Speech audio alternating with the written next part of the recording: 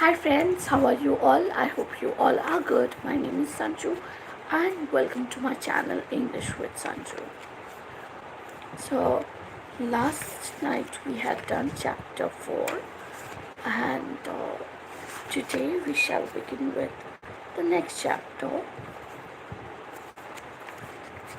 which is a lengthy one. It's a 9-page story. Okay, this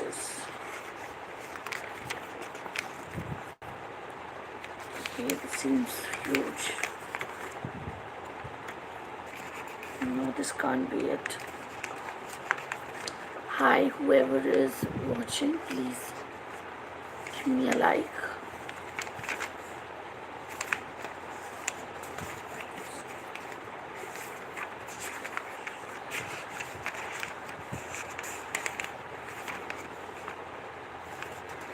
OMG, I'm not able to.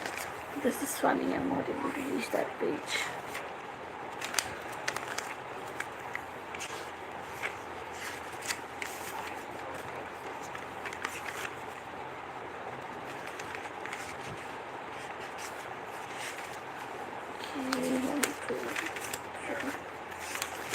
Yeah, okay, it's chapter 5. Realizing God is everywhere, Maharaj Prahlad informed his classmates about the all-pervasiveness of Supreme Lord. But although the Supreme Lord is all-pervasive by means of his expansions and his energies, that does not mean he has lost his personality. Give me a moment.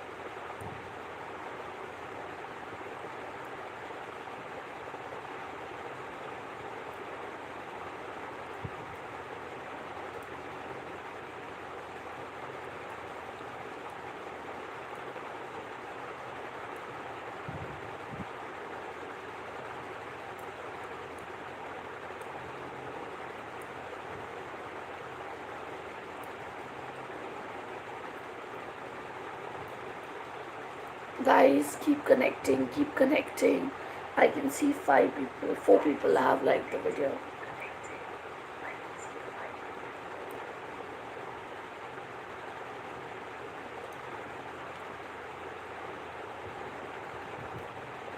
Guys, start interacting.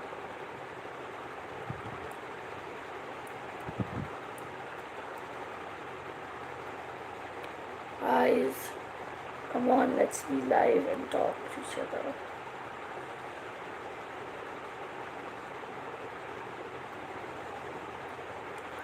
Alright, since nobody is talking, I'll continue with my reading. Alright, realizing that God is everywhere, I'm starting it again. Maharaj Prahlada informed his classmates all pervasiveness of Supreme Lord, but although the Supreme Lord is all pervasive by means of his expansions and his energy, that does not mean he has lost his personality. That is significant. Although he is all pervading, still he is a person. Although to our material perception, if something is all pervading, then it has no personality, no localized aspect. But God is not like that. For example, the Supreme is all pervading, but the sun also has a localized aspect. The sun planet and you can see it.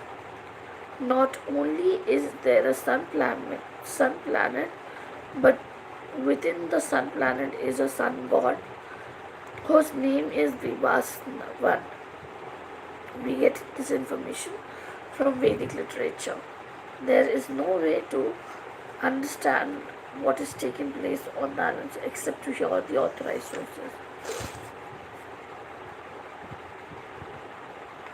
The modern civilization, we accept scientists as authorities in these matters. We hear a scientist say we have seen the moon, it is such and such, and we believe it. We have not gone with scientists to see the moon, but we believe him. Belief is the basic principle of understanding. You may believe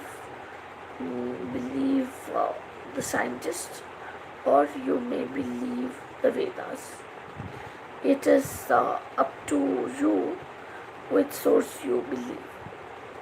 The difference is that the information from the Vedas is infallible, while while that received from scientists is fallible.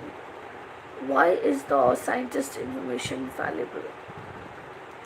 Because an ordinary man conditioned by material nature has four defects. What are they? The first is that a conditioned human being has imperfect senses. We view the sun as a small disk. Why is it far, far greater than this earth? But we see it as a small disk. Everyone, hold on.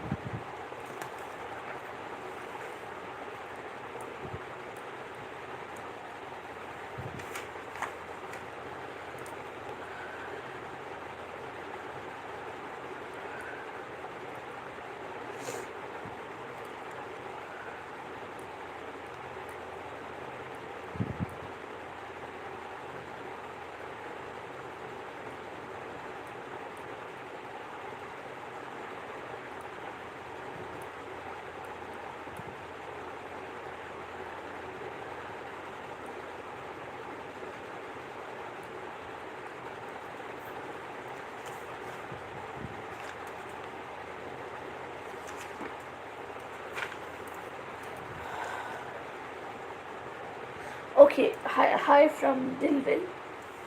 Hi. Now I expect you to listen to the reading that I'm doing. Everyone knows that our seeing power, our hearing power, and so on are limited, and because senses are limited, are imperfect, the conditioned soul is sure to commit mistakes, however great a scientist is maybe.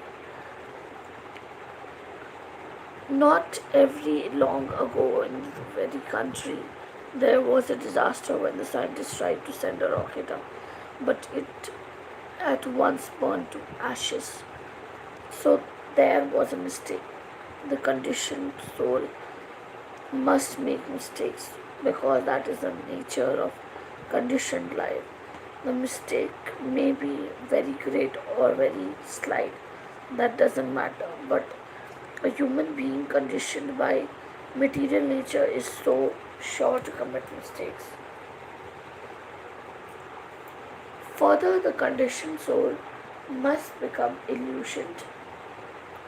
This happens when he continually makes mistakes.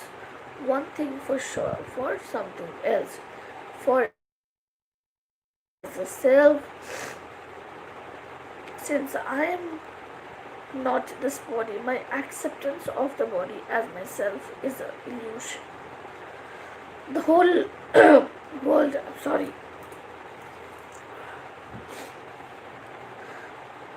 the whole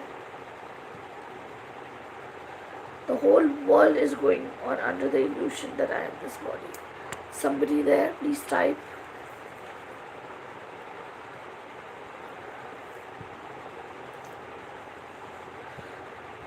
There's no peace.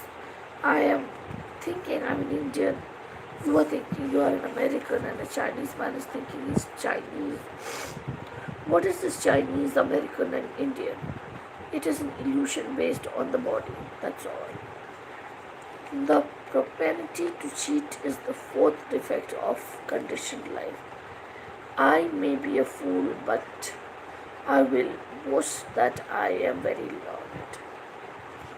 Everyone who is illusioned and commit mistakes is a fool, but still such fools pose themselves as being sources of infallible knowledge.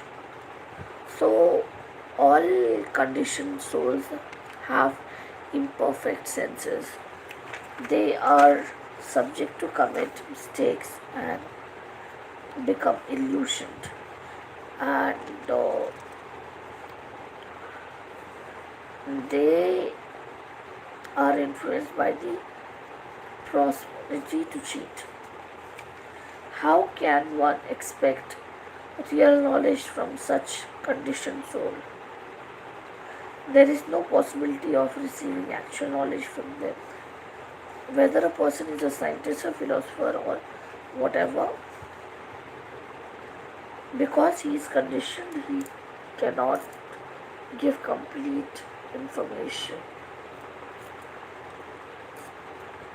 No matter how educated he may be. This is a fact. Give me 2 minutes, guys, to take a break. OMG. Oh my god. Oh my god, 6 pages left. आप लोग सब जिससे बात करनी है please बात कीजिए.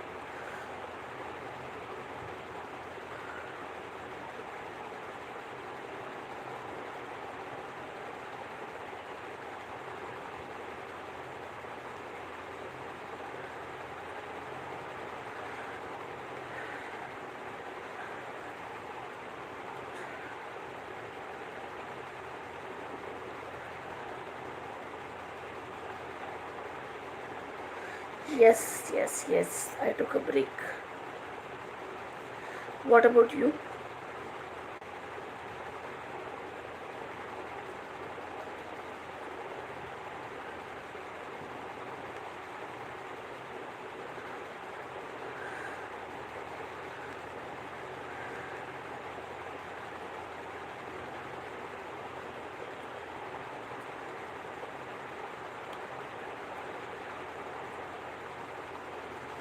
OMG. ईस्ट जी, आप तो बहुत अच्छी टाइपिंग करते हो, आपकी स्पीड बहुत अच्छी है.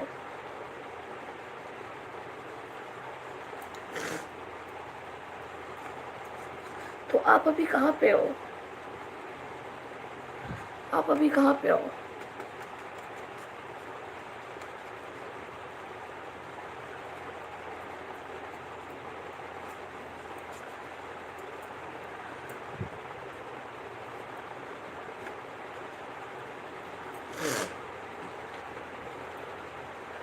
ये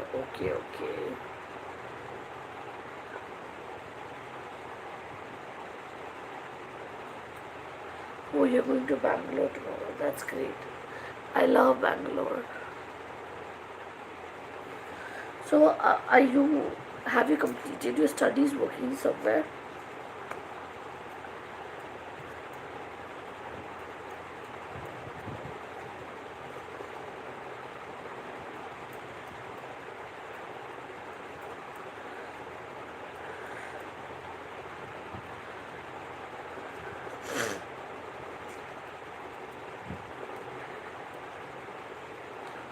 Um, okay, great. That's fantastic. Even I want to study something. The problem with me is I lose interest quickly if it's something technical. For example, I was doing some courses in Linux. It was for I paid 20,000 for it, and later on I couldn't do the course because I found it very boring. All the money got wasted. I did not get the certificate. All right, East, are you there?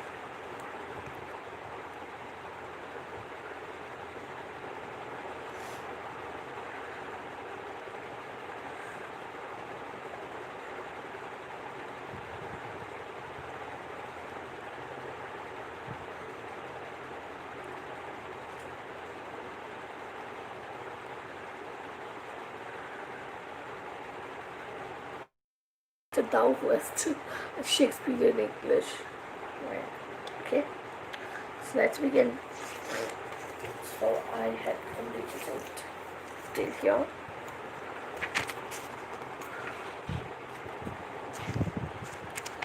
Okay, one may now ask, how can we get complete information? The process is to receive knowledge via the disciplinic succession of spiritual masters and disciplines, beginning with Krishna. In the Bhagavad Gita, Lord Krishna says to Arjuna, this knowledge of Bhagavad Gita was first spoken by me to God, and the sun god spoke to his son Manu. In turn, Manu spoke this knowledge to his son Ikshvaku, and then Ikshvaku spoke the same to his son. In this way, the knowledge has come down. But unfortunately, that disciplinic succession is now broken. Therefore, Arjuna, I am not imparting the same knowledge to you because you are my very dear friend and good devotee. This is the process of receiving perfect knowledge to accept the transcendental vibration coming down from higher sources. The entire stock of Vedic knowledge is a transcendental vibration to help us understand the Supreme Lord. So Prahlad Maharaja says,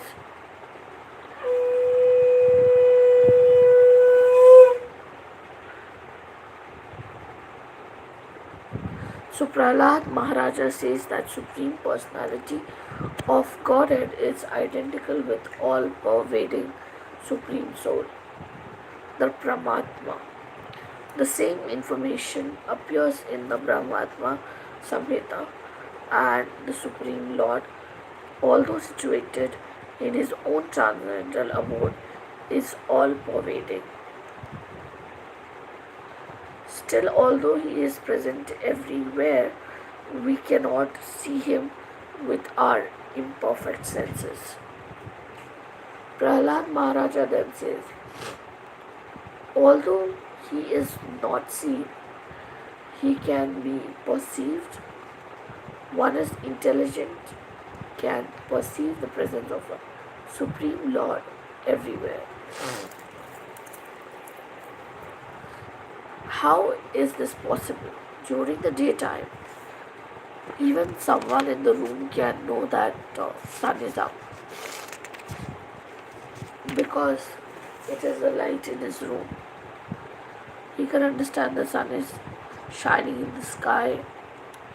Similarly, those who have received perfect knowledge in disciplinic succession know that everything is an expansion of energy from the Supreme Lord.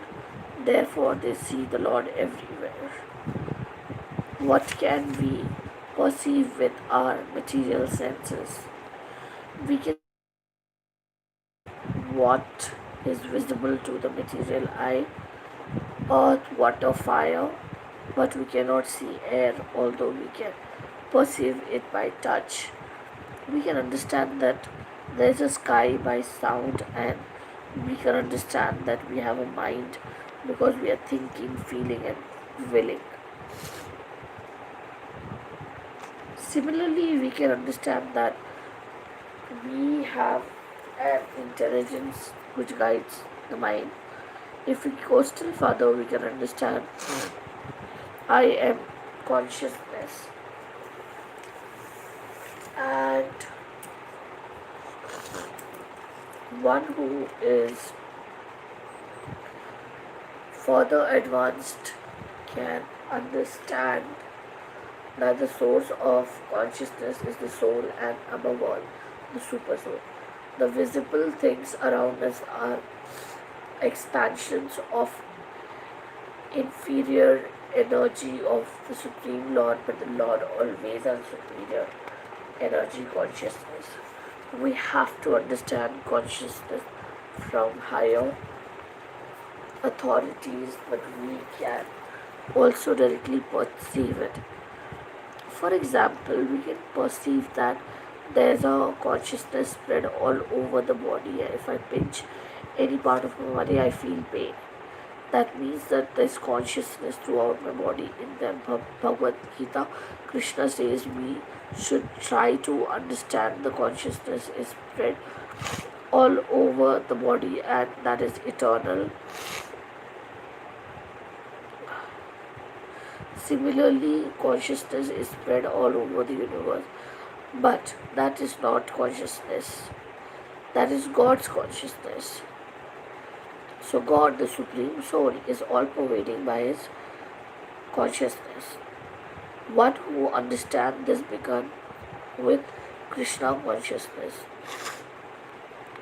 Our process is to detail our consciousness with Krishna consciousness. That will make us perfect. It is not that we merge, but still we keep our individuality. That is the difference between impersonalist philosophy and Krishna conscious philosophy. The impersonalist philosopher says that perfection means to merge into supreme and lose our individuality. We say that in the perfectional stage we merge into the supreme but keep our individuality. How is that? An airplane starts from the airport and climbs up and up. When it goes very high, we cannot see it. We can simply see sky. But the aeroplane is not lost, it's still there. Another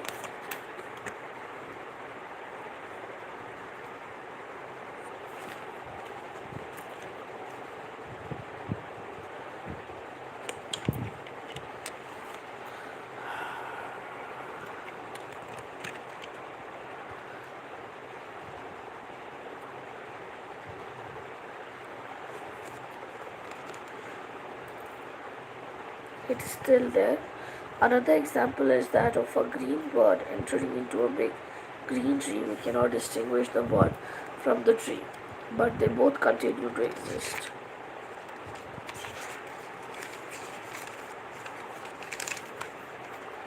Similarly, the Supreme Consciousness is Krishna, and we model an individual consciousness with him.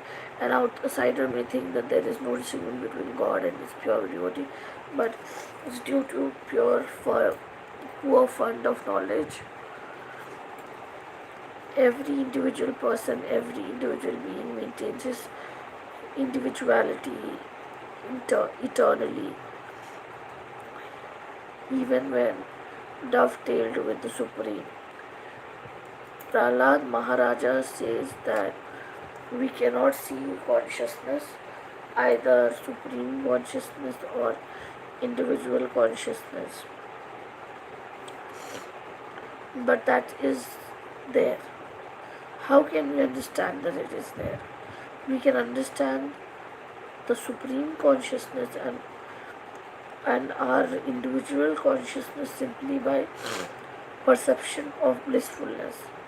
Because we have consciousness, we feel ananda or pleasure. Without consciousness, there is no feeling of pleasure. Because of senses, in whatever way we like, but as soon as consciousness is gone from body, we cannot enjoy our senses. Our consciousness exists because we are part and parcel of the supreme consciousness. For example, a spark is only a tiny particle of an X spark is also a fan. A drop of the Atlantic Ocean possessing the same quality as all ocean water. It is also salty. Similarly, because the pleasure potency exists in Supreme Lord, we can also enjoy pleasure. The Lord is Parameshvara, the Supreme Controller. Therefore, we are also Ishwaras or controllers. For example, I have some controlling power to take a drink of water even when I cough. According to our capacity, everybody of us has some controlling power. But we are not the Supreme Controller. The Supreme Controller is God Krishna. Because Krishna is the Supreme Controller, he can control all the universal affairs by his different potencies. I also feel that I'm controlled by bodily affairs to some extent, but because I am not the Supreme Controller, it is there's something wrong in this body. I have to go to a physician. Similarly, I have no control over other bodies. I speak of this hand as my hand because I can work with this hand and move it according to my desire. But I am not the controller of my hand.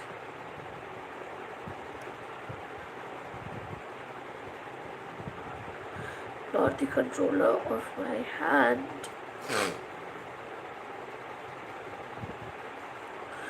I think I need to know. You can move your hand if you like, but I'm not the controller of your body, and you are not the controller of my body, but the Supreme Soul is the controller of your body and my body and every day. In the Bhagavad Gita, the Lord says that you,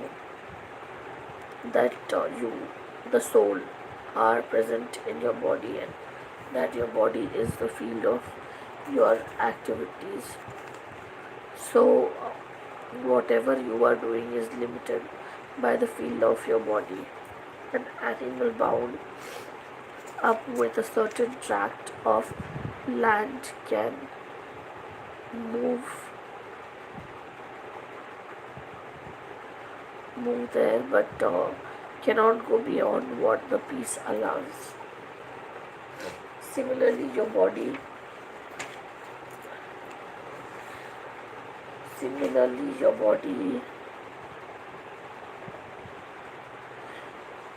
I'll repeat it, I don't know where I left off. So whatever you are doing is limited by the field of your body, An animal bound up in a certain tract of land can move there but cannot go beyond what the space allows. Similarly, your activity, my activity, are bound up with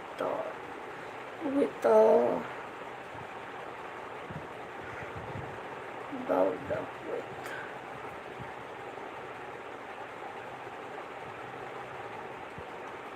bound up within the limits of our bodies. My body is my field of activities, and your body is your field of activities. But Krishna says, I am present in every field.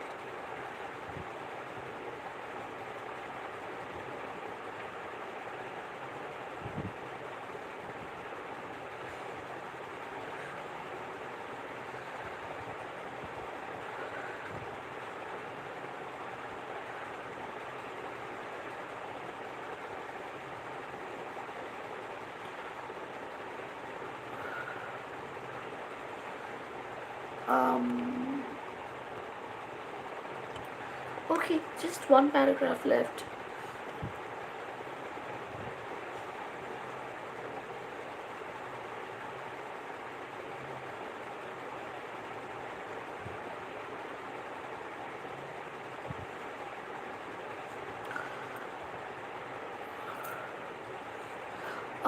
Okay, you can leave in 5 minutes, but I think I'll complete this within 2 minutes.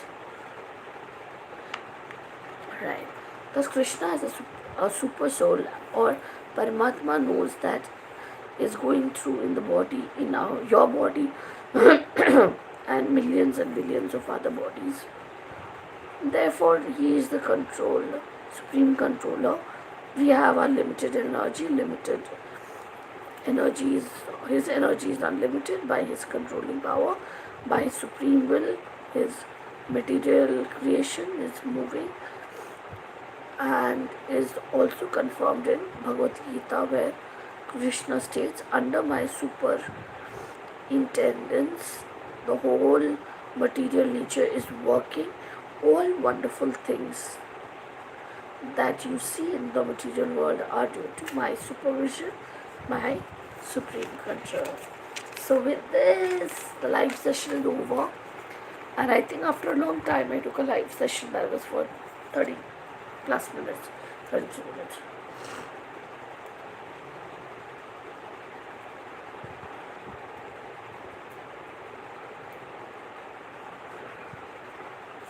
Alright, bye bye. See you tomorrow.